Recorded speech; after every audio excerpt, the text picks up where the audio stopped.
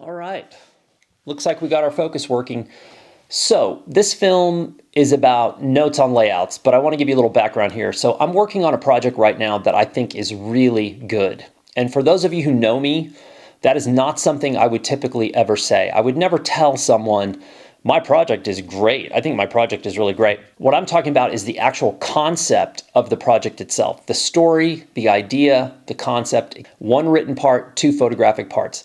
The written part and the photographic part, the actual work that I create from this project, I don't know if it's going to be good. I've been working on it for 2 years. I've kind of scratched the surface. I'm not even sure how long it would take me to finish, even if I had nothing else to do. I typically only get a couple of times a year to work on it. It's a bit frustrating. I would love to have more time to go out and really focus and try to concentrate. But I do think that the concept and the story is really good. So I'm just beginning to lay out some pages. And the problem I have is this. I work for Blurb, and Blurb, as you know, offers a variety of softwares, right? We make a plugin for InDesign, we make our book write software, we have PDF Uploader, you can make a book through Lightroom. I know with certainty I am not good enough at design to really make this project what it should be.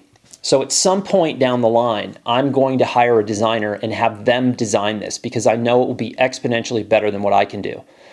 But in the interim, I need to design something myself because the vast majority of people who are going to use the platform, who are looking at what I'm doing and saying, hey, I want to try to do that same thing, they don't have the means to hire a designer. They might not have the connections, or they may not even have the desire to do that. They want to do everything by themselves. So I'm going to design a version of this that will go into print form through Blurb, whether that be a print-on-demand version or maybe even an offset version. If I can get a very, very small 500 books or less offset run, even digitally, I would do that. If I could get 100 copies of this book, I think I'd be happy.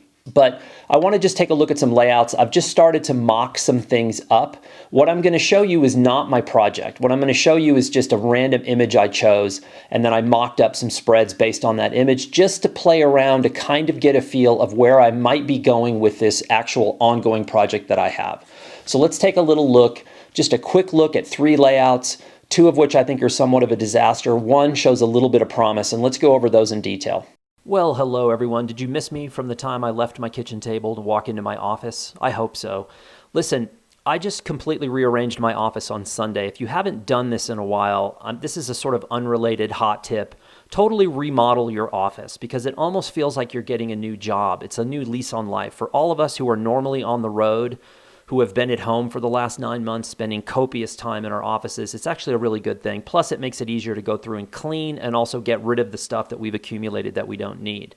So let's talk a little bit about these layouts. As I mentioned before, I have no intention of printing what I'm about to show you. These were images I pulled off of a hard drive randomly to just throw them into spreads to start laying some things out to see whether or not these would work with my ongoing project. Now, these were images I made in Del Mar, California, which is just north of San Diego. It's a very famous horse racing track, and I don't remember how this came about, but I somehow got access to what's called the Backstretch. And the Backstretch, especially before it's open, is this very interesting place with this primarily horse owners and trainers working with the animals while there's not races going on. And it's a very temperamental location because these horses are high performance machines and they're skittish, and you have to be very careful about how you're working, where you go. If you spooked someone's horse and something happened, you're talking about horses that are worth millions of dollars. So it's not the easiest place in the world to work. I had a Fuji 6x9 camera, which the nickname of that camera was the double truck machine because it was such a perfect device for shooting magazine work. Amazing camera, but that's how I made these pictures and went. I got 1 day of access to this location, nothing more, made some pictures and moved on.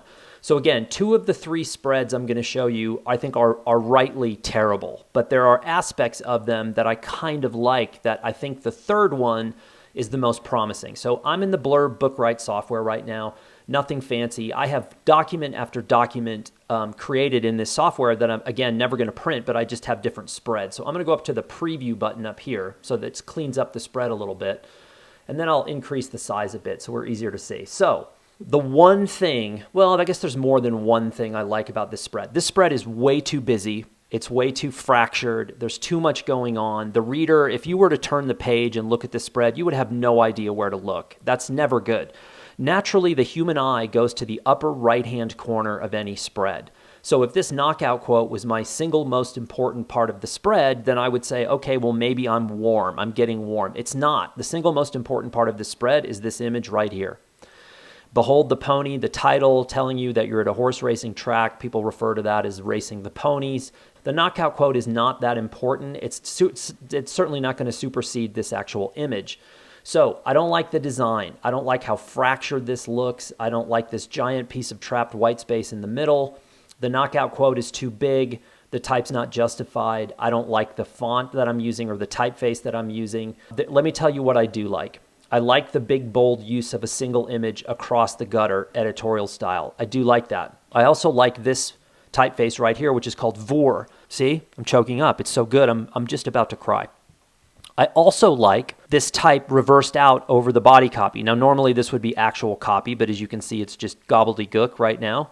But I do like the grayed out half density pony over the top of it. I don't care if it lessens the legibility of the copy underneath. I will gladly trade a design element for legibility to a certain degree.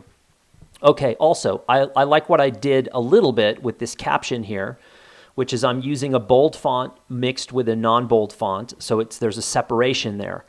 And what you're talking about in typography when you do something like that is you're talking about hierarchy of typography. So once the viewer sees the caption designed this way, they know that every time they see a spread moving forward, your brain defaults to the fact that you've already seen this type hierarchy, and you know that you're looking at caption information. So it could be an image title in bold with a description or location in non-bold, and so or normal font. So that's called type hierarchy. So again, this spread is way too busy, but I'm pulling aspects of it that I think are not bad that I can try next. Okay, now this is another disaster. This spread is not good.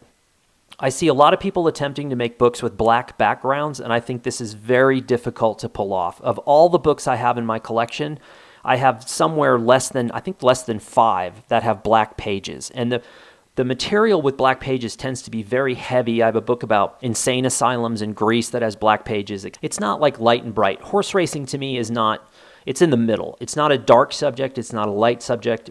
It is controversial because some people think it's like cruel to the animals, whatever. I don't think this black works at all. The only positive aspect of the black is that it sets off these images that have light borders to them are banded in tightly by that black background, which is okay, but these are dark enough that I don't need that. Even if I had a white background, these images are not going to bleed into the white background, so I don't need black. Black feels too heavy. Again, I love this photograph. I love the dark, foreboding nature of the horse. I love the coiled hose, and I love the contrasting white soap suds. I think that's a solid image, but it's getting lost because there's too much action happening here. There's too many images, and I'm not using them particularly well. Nothing is offsetting and grabbing the viewer's attention. Also, the knockout quote is way too large. I don't mind running it over the body of the horse, but the copy's too large. I don't like the font. I don't like how the type is treated. And that Behold the Pony title gets lost. And then I've got this giant empty space down here, which is kind of boring to me. 2-column text treatment is totally fine. But again, this spread just doesn't work. This looks like I just threw a bunch of stuff against the wall. Let's move on to the last and final, and I think we're headed in the right direction here. Let me explain why I think this is a solid spread, and you might be able to take something beneficial from this. Number one is I have eliminated most other images except for the primary image. It is impossible for you to see anything else besides this main photograph. When you turn this spread, boom, 100% of the viewer attention is here. I also like the fact that I've done a two-way bleed with the image, meaning it's bleeding off two sides of the spread, but there's a border across the bottom. I really like that.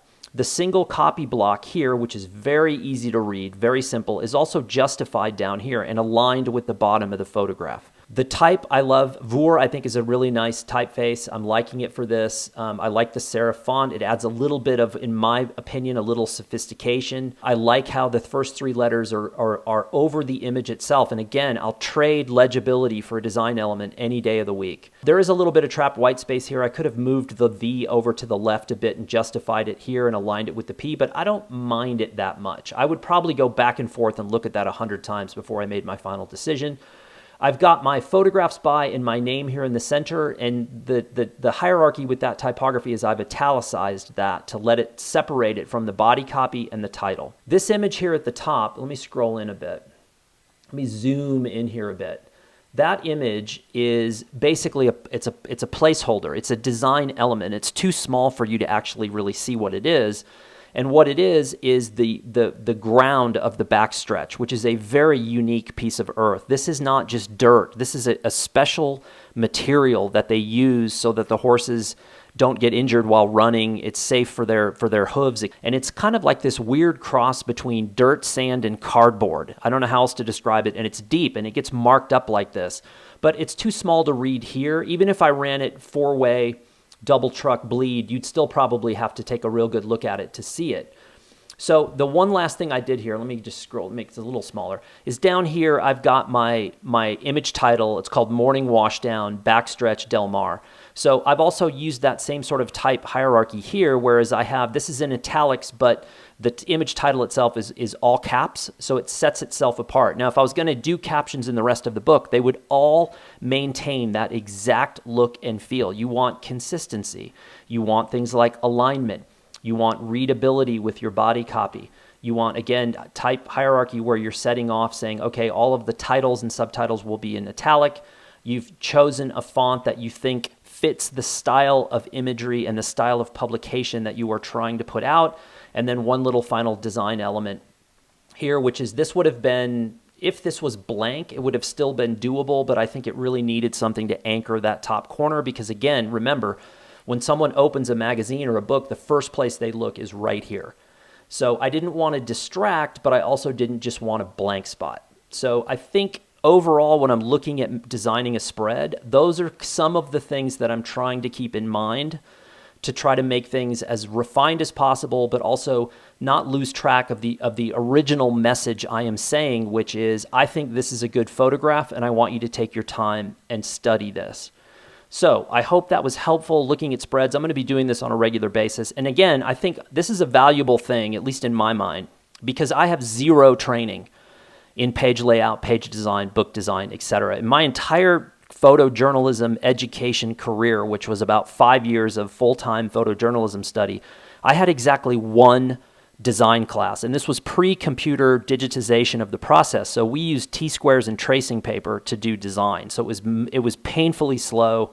I did learn some things in that class, but that was, 30 years ago, and that's the only class I've ever had. So if I learned to do this just by practice, and by making mistakes and printing books that I looked at and said, this is not good enough. And also hanging around with people who are full-time book designers and learning from them and studying things like typography in itself are a language to itself. Page design is a language to itself. So even though you might be a good photographer, this may not be a skill set that you have, and you have to learn and you have to practice.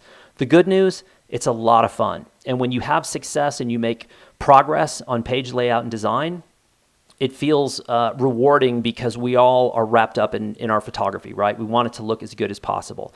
So I hope you enjoyed that, and I will be back with more. Yes, I'm back. Was that heartbreaking, heart-rendering, heartwarming? I don't know. These layouts and playing around with layouts, as I mentioned before, this is something I do all the time. The vast majority of these things I'm not going to print. I'm just experimenting so that when it comes time to actually print something, I've worked out my overall design, my system a little better than what I had before. So hopefully that was helpful, and I'll be back with more.